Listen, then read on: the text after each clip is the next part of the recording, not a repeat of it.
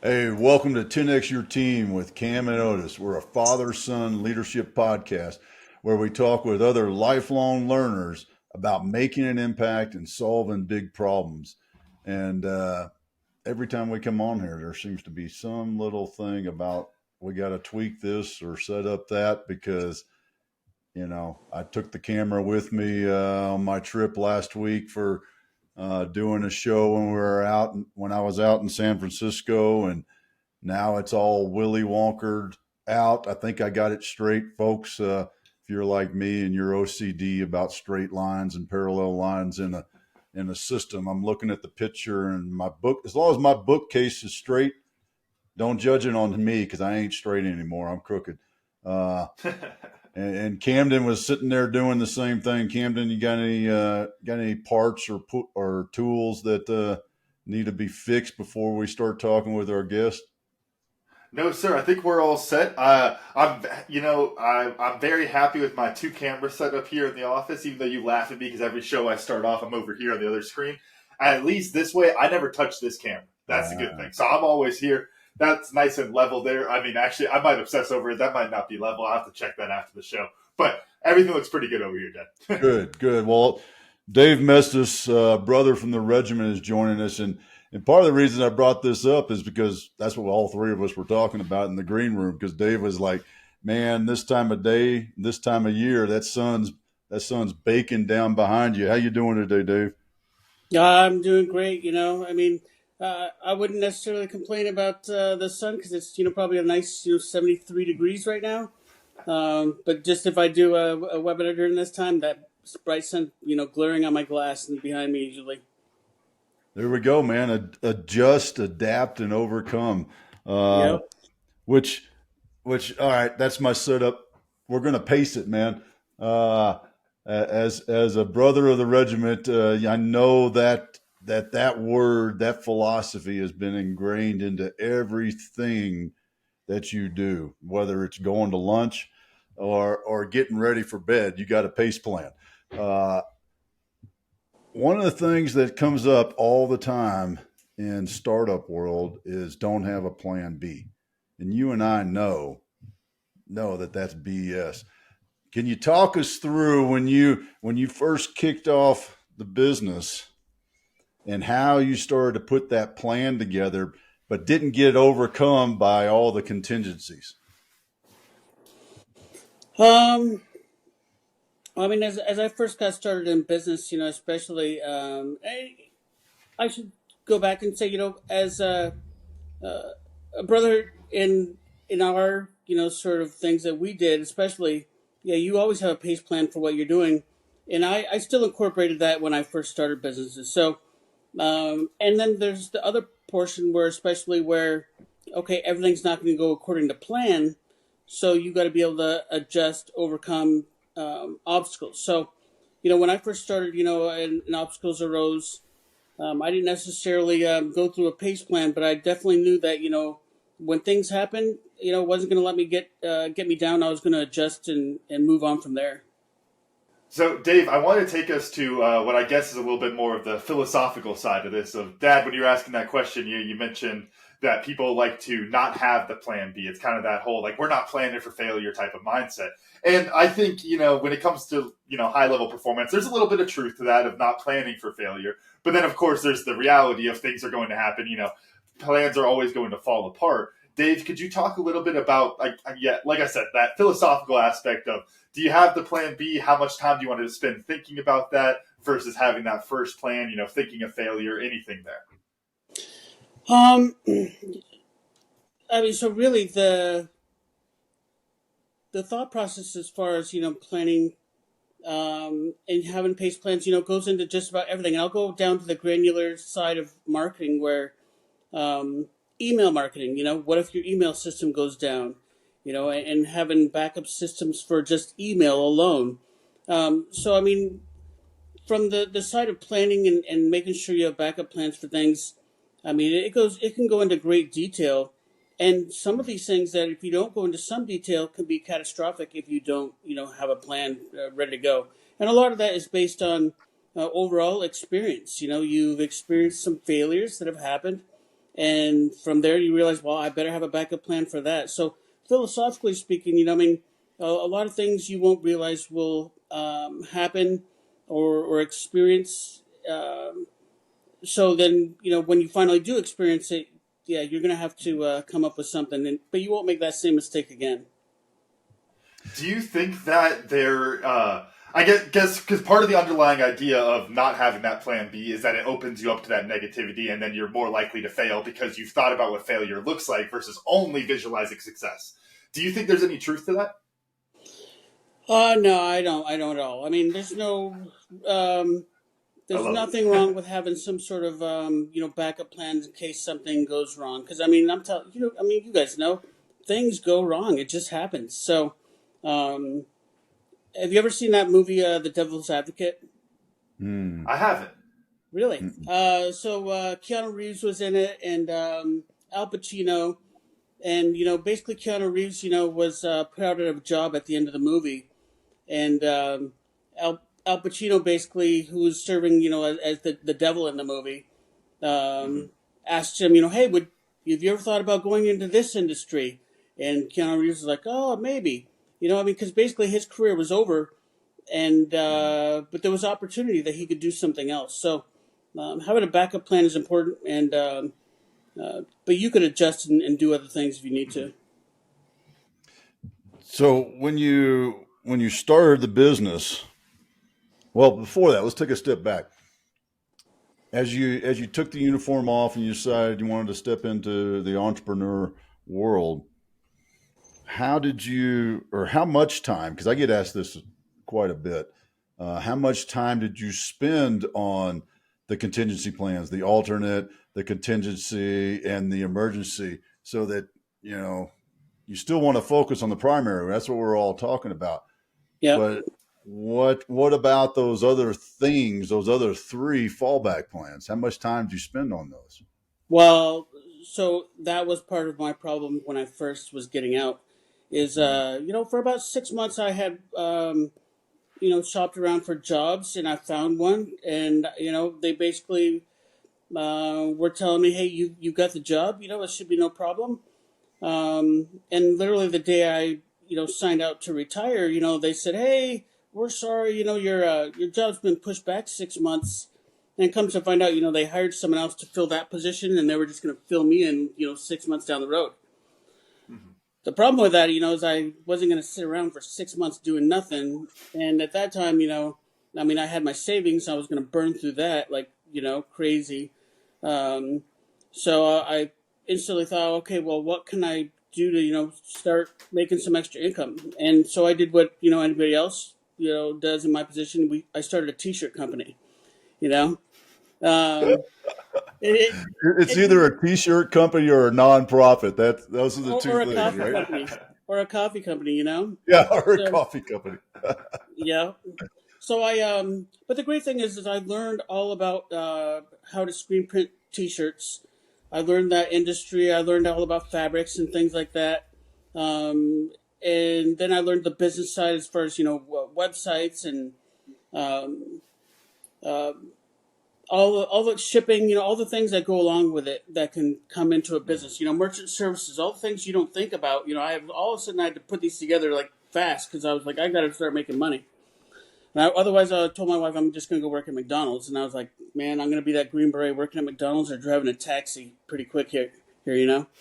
So, yeah, I started making shirts. And then after about, really quick, after about 30, 60 days, I realized that, man, if I don't learn marketing, I'm going to constantly be struggling, and I'm going to be working 20 hours a day because half my day I'm printing shirts and the other half I'm trying to get new business. So I started learning everything I could about marketing, teaching myself everything, and I started building directory-style websites, and it all just, grew significantly from there. Could you talk some about the mindset switch from going from product to service like that, of shifting more into that marketing space, with the work you're doing now and those type from t-shirts? It takes me back to a little bit of like one of my first entrepreneurial ventures, farming. It was really easy because I have food, and it's just like, I know you want food. Yeah, it's a really easy thing to sell to people, right? And then you get into a service, and it's a little bit more complicated, to go through that sales process and that marketing process. Did you talk about that mindset switch? Yeah. So I mean, basically, because there's a quick mind shift, military, special forces, then going into t-shirt world, But everything that I've done, especially helps from the military standpoint of backwards planning, So when it comes to the marketing space and the marketing world, what do I need to do to ensure that that client is successful? And then backwards plan, from there as far as, driving traffic to them. How am I going to make sure that, we're tracking certain things to make sure that they're getting business? So the backwards planning is, hey, the client has contacted the employer or the business, and just, working everything back from there. And so that's helped me out as far as just, backwards planning is the key to what I do. Yeah, that's a great way of looking at it, because I think most of us, and I say us because I'm including that, we think backwards planning is a timeline thing, but it's really backwards planning from what's the outcome that you want to achieve, and how do you get there, right? So if I have this outcome, how do I break that down to the same thing? Whether it's I only have 15 minutes to do something before I have to do the next thing so that I can be there on time, but it's the same principle. And I think that's a great way of thinking about that. Yep. Well, let me give Go you ahead. Dive a into quick it. example. Like for Yeah. example, from the marketing world, I would get clients that said, "Hey, Dave, sure, you got me lots of traffic and lots of potential leads, but I didn't close any of those leads. I didn't get any business from you that way." I'm like, "All right." So basically, they got all those leads, they didn't close them. So what do you have to do to close them? You've got to learn salesmanship. So most of the time, a lot of clients I have out there, they don't have any official or educational training in sales. So if they don't know how to close the deals, well, that's a problem. So I linked up with a gentleman from California. His name's Eric Lofholm, from Eric Lofholm International, and I've worked with him for many years now, just learning salesmanship. And so from there now, all of my clients, in fact, I won't even take on most clients if they don't take sales training with us, because if you can't close the deal, I'm going to drive all the leads in the world to you. But if you can't close that deal, then you're going to blame it on me, and I'm not going to have that happen. So we literally train our clients on how to close deals, and make sure that their sales teams know how to close deals. I want to stay on that subject because that is such an important thing, because I've seen that with other businesses, and it happens primarily in services, but it can happen in a product too, where you're providing a piece in a flow. I mean, we could even just stay, just since we're talking about sales, in a flow from top of the funnel down to the bottom, but in the end, the client is measuring the data on the ROI, as they should, right? I mean, excuse me, if I'm going to hire you for a couple of $1,000s or whatever it is, right? I'm going to pay you that amount of money. I want to see results, and I want to see better results in my bank account than one I'm sending out. Otherwise, I don't stay in business very long. Fundamental Yep. business property. So that understanding right there, I think, is so key for every entrepreneur, no matter what you do, what kind of product is that person going to realize the results? How did you tell us? I mean, was that a one time and you went, oh shit, I better figure out how to do this, or how many mistakes, or talk us through that story? So, basically, I learned that I had, several clients that came to me and said, "Hey, Dave, thanks for all the leads you got, all the traffic you sent me and everything like that. But, I'm just, you're not sending me good leads." And I'm thinking, man, they're targeted, the demographics are all yours. I mean, what is, holding this up from closing deals? So it took a few people, especially, that are larger clients, that said, "Hey, we're not getting enough," and I realized, boy, I better do something. And so, but since we started incorporating our sales training, we've retained more clients. They're all happier. Sales teams are happier. So, yeah, and it goes with anything now. For especially, just as an example, if you have a terrible website and I'm driving all the traffic in the world to you, and you keep on getting all these people bounce off your website, not even contacting you, well, there might be a problem with your website and your call to action as far as, trying to get them to contact you. So those are all things that you have to break down and realize, especially, hey, we're sending you lots of traffic, you're not closing deals, or they're bouncing off, not even contacting you. There may be a problem with your website, and you don't have tracking mechanisms to see who's visiting your website, so you can't even contact them if you wanted to. So yeah, just breaking down all the ways that things can fail, and overcoming those obstacles. And with technology, you can do it a lot these days, but you just have to find the technology to do it. How do you work that into, I guess, the offer to those potential clients? Because I think there's a really interesting thing there where you can provide a lot of value in those different areas and pointing them in those different directions. But it's also like the whole thing of, well, if they're coming to you for just marketing and you start talking website stuff, like they might say, all right, this guy doesn't know he's talking about. They might, hang up the phone on you type of thing. Or, think you're offering too much or whatever it is. There's a little bit of a nuance there of like being able to provide all of that extra, but you almost don't want to talk about it.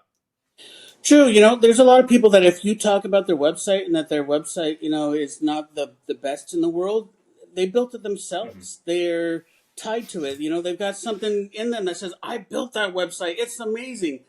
And realistically, it just, it's off your brand. There's all kinds of things that can, cause it not to work. It's not fast enough for mobile.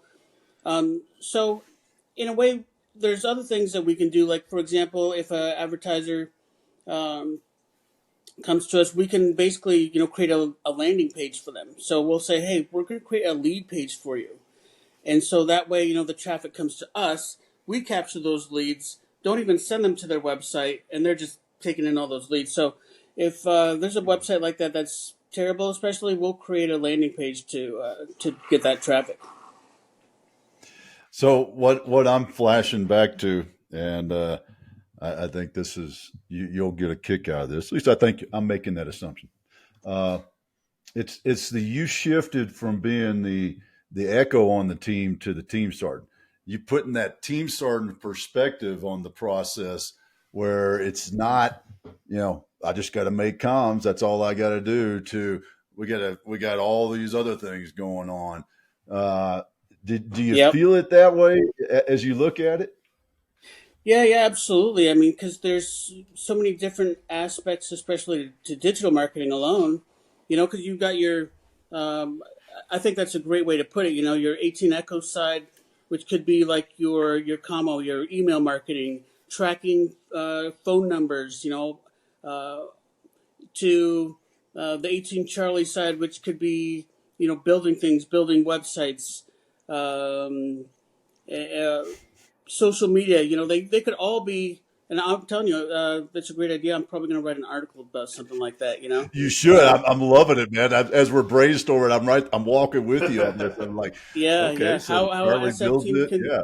yeah, how SF team can relate to marketing, and the team sergeant roles, So, yeah, there's definitely different aspects that have to be done, and you have to bring them all together. And that's probably one of the hardest parts about having a marketing agency is you have all those things. And like, for example, you don't necessarily as a team sergeant want to have to be doing the 18 Echoes job because, you're trying to manage all these other things going on. So that's, I think, the hardest part for anybody that's trying to get into this business is that they realize that all of a sudden they've got a million things they've got to do, and you can't take on more clients than you can handle. Otherwise, you're going to have clients that are going to fall through, and you're not going to do a good job for them. So, yeah. Talking about that team comparison to, y'all working your SF teams has me kind of curious of how do you think and maybe ways you've done it or maybe ways, you're trying to do it, it might not have happened yet, but as far as building the kind of culture that y'all had in the SF teams. Because when we talk about, like, Dad, whenever we have an episode just us two, we wind up talking like performance. It's like you get this tight-knit group who just functions so well together, working in all these different areas, but they understand other people's jobs. Like, there's so many different facets that go into it. So translating that over into a business can get really difficult. What's a little bit of your process there? So, for me especially, I try and stay pretty lean as far as people that work for me. I mean, the people that work for us will be contracted in certain things. I might have, especially military spouses, manage some of the social media sides of what we have. So overall, I mean, just, give you a little bit of background on what we have. I run about 25 directory style websites across the United States for cities, counties, military bases. So we had about 25 million views in 2023. It's probably around 30 million, but I just didn't look at the stats of all of them just because I know they're all getting a lot of traffic. And then we got about 300,000 people that we manage in our Facebook pages and groups. So 300,000 people. There's about 300 pages and groups overall that we manage. Some are small, some are bigger. So yeah, managing a lot of things that we do is automated quite a bit. So putting together teams for all kinds of different things take a great deal of time, and just being able to have the patience to work with other people. That's probably the key to building it. SF team, you have a good deal of patience, but at the same time, in the civilian world, you've got to provide a lot more patience in what you're doing. Yeah, let's stay on that because I think that's an important aspect for our listeners to understand. Because in the military, you show up, you're given a team, right? I mean, yeah, you can do a little bit of massage, and yep, there's some organizations where there's a lot more massaging going on. But generally speaking, you show up and you have to play with the team that you're given, kind of the deal with the cards that you got. But Yep. in the business world, you start off, particularly as an entrepreneur, you start off and you're it. You're the team sergeant of yourself because your wife ain't listening to you. So you're the team sergeant of yourself, and that's where you got to start. And you add people in. What process did you use to start to build the team so that you could grow and scale the business into other aspects? Well, I mean, primarily for me, again, I've automated a lot of things that I do. So my team, especially that works with us, uh, they all serve as contracting sort of roles. So, which means that I can't actually, give them specific guidance on certain things. I give certain tasks that I want done, and then they do them, but on their own sort of terms, I guess you could say. So, um, building my team. I mean, we've got a pretty sizable operation, but almost all of it's automated. I mean, from our social media, I'll give you an example. From our social media, someone goes to our Facebook group. I've got an automated system that's watching the group and is accepting people in. Not allowing them in. From there, they're emailing those people, telling them, "Hey, welcome."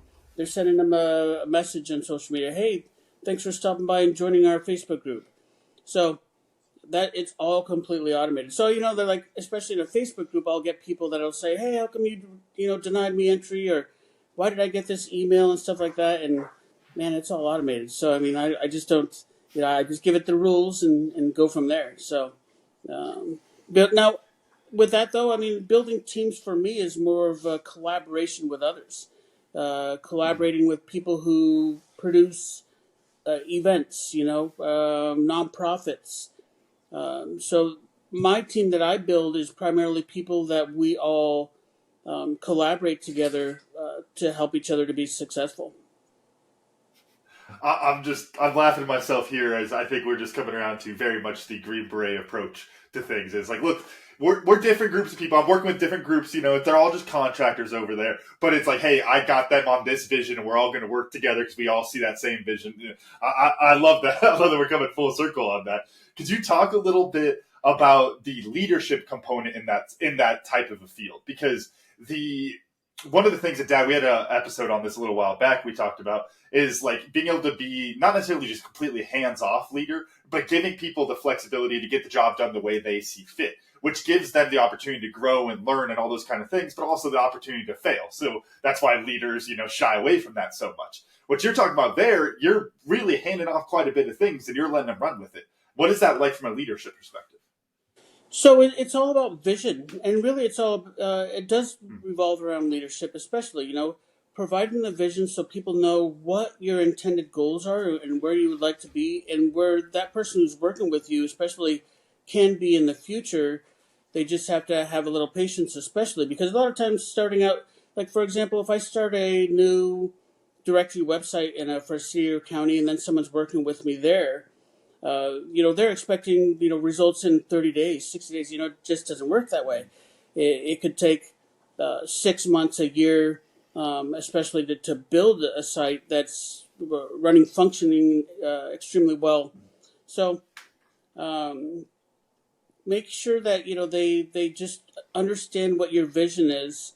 And from that vision, they can adjust and create their own plan and their own vision for where they want to be along with yours. So that's primarily what I like to do is, create that leadership so they know where they're going. What was the definition of Army leadership?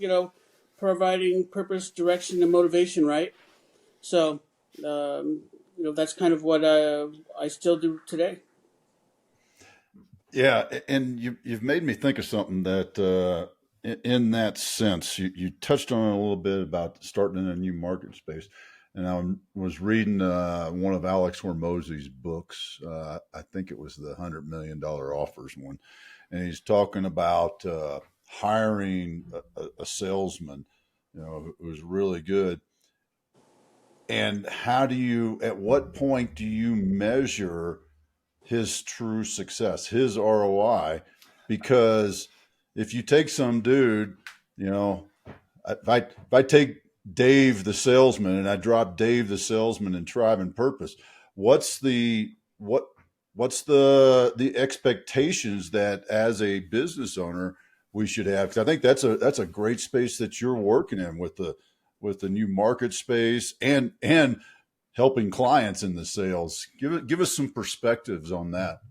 So the perspective is maybe of managing a sales team, you're saying? Sales team or even just, because I think it could be broad, whether it's starting in a new market space or, I hire Dave the salesman into Tribe and Purpose and say, okay, where's the sale, Dave? You've been here for a day. Where's my ROI? I was going to add kind of like to use this as like the benchmark on it. Sorry, Dave, just of the people always say with like marketing, it's like you're working for 6 months down the line. But we got a rule of thumb there. The sales, there's not really that rule of thumb. Well, no, it is though too. So if you consider here's the problem. A lot of business owners, especially, they'll hire, hey, I'm hiring a sales guy or I'm hiring a marketing person. And they hire people that have no idea of what they're doing. No training, nothing. And then the employer's hiring them and not giving them any training, which means that they're basically setting those people up for failure. So it's a very disheartening thing to see, especially when I see a business owner goes, hey, I'm hiring a marketing person. I'm like, oh my God. And then they say, hey, I hired so-and-so. And I'm like, oh my God. They're literally setting these people up for failure because those people they're going to work their 9 to 5. And it's not like they're going to go home and study what are the latest and greatest technologies that are out there. They're going to go home and enjoy their family, enjoy their time off, because that's the way it goes, So when it comes to sales, especially, having the benchmarks that you might need to know, and it's all about numbers. So, how many appointments did you have? How many phone calls did you make? How many touches did you make on social media? What was your process for reaching out to people on social media? And so having all kinds of stats so that you could say, hey, you contacted 10 people this week and you closed 1 deal. That's great. Well, let's contact 20 people next week and let's close 2 deals. And then ensuring that additional training is happening to close more deals, so that maybe you're at 30% or 40%. So it's all about the numbers when it comes to salesmanship. And so if a business owner is not tracking that or doesn't have a salesperson that's tracking that, you will never be able to actually scale up and build on that success that you're wanting to have. I'd like to flip this around a little bit, because I think there's an interesting piece there that we're talking about here, and I think it's interesting if we could translate that out, which is the identification of where those things are not coming together. It's the idea of having the perfect Facebook ad and then being like, oh, but the website's not quite right. And obviously, that's a 1, 2, 3 example there. Most people's sales processes and marketing processes are going to be much longer than that. So you look at your entire team, and how do you try to tease out those different weak points? Or maybe actually might flip that around. How would you help a client to tease out those weak points? Probably a better ask. At least for me, I could look at a lot of things and determine pretty quickly, what's going on. But a lot of times, what it'll be is I'll take a look at their Google Analytics, and I'll see quickly what's going on. What is their bounce rate? What is the number of people that are contacting them for their contact us page? So it's a matter of taking a look at everything that they're doing as a whole and determining what are they missing for certain aspects. Do they have a bot that pops up on their site that says, "Hey, welcome, come and talk to me." Just all kinds of different things that can happen. That if you don't have them, you're missing out on the capabilities of being able to bring those people into you. So, So, Dave, I was just, since I got you, man, I'm just going to stay in the military metaphor, the military thought process, the military decision-making process, my favorite tool, by the way. But in that sense of looking at problem sets, because you touched on a couple of things, and I'm hearing the team starting to come out. Because my ear's still tuned to it. It's been a couple of days, but I can still hear it. In that space of the battle space, if you will, and how you see that the whole picture of it. What are some when you think about that, those military tools? Because I always one of my big things that I always do when I'm coaching a guy who's getting out of uniform is I always hammer the point that you have the knowledge, you have the processes in your head. You just got to learn the culture that you're adapting those processes to. Could you share with us a couple of those tools and processes from back in the day that you're using to drive the business towards success? I found that especially in business, you're going to run into competition very quickly. The backwards planning from success. I've always talked about backwards planning, but I never, and I even talk about it, but I never really thought about it in that sense of, well, what's my outcome, and backwards plan from my outcome. I talk about it, but I'm now I think it's more direct. Camden, how about you? What'd you learn? Yeah, for me, it was patience. I think that's something, admittedly, it does not come to mind when I picture special forces teams in action, and how patience plays into the leadership role there is something I definitely hadn't thought of, especially if you think of that funny video, which probably can't mention too much from it on here, but of the special forces team at the shooting range, that news interview. If you know what we're talking about, you'll laugh at it. All the special forces guys are yucking up about that. Everyone else doesn't know we're talking about that. But how much patience plays into it, and providing that patience as a leader lets people, we talk about that gray area of performance, and it lets people thrive in that and learn those lessons and improve upon them. But it all takes patience from the leader. Dad, any closing thoughts before I wrap it? No, there's a lot of great lessons, whether you're a Green Beret or a business owner or a Green Beret business owner, in this philosophy. And Dave Maestas is doing some great stuff, and you can check out his website, which is discovermaestro.com. com. And Dave's got some great things going on out there. Dave, I was just doing some plugging for you. And let's see if since we're being authentic, that's what we always try to be in our show. What'd you learn today, Dave? Definitely that there's always going to be technology issues no matter what you do. And I don't even know if it's connecting right now, but hopefully it is. So, I mean, for me, it's great always to know, other people that are, brothers that are out there doing great things, especially on the, online sort of blogging world. But definitely technology issues can be a factor in anything you do. All right, Camden, run us out. All right. Thank y'all for listening to today's episode of 10X Your Team with Camden and Otis. And a special thanks to our guest, Dave Maestas, for joining us today. Remember, you can watch full episodes of the show on YouTube at 10X Your Team. And if you enjoyed today's episode, please make sure to pass it along to other lifelong learners in your tribe so that they can enjoy it too. Follow us on Facebook, Instagram, and LinkedIn. As always, the full archive of episodes is available at www.10xyourteam.net. Thanks again, and we'll see y'all next time.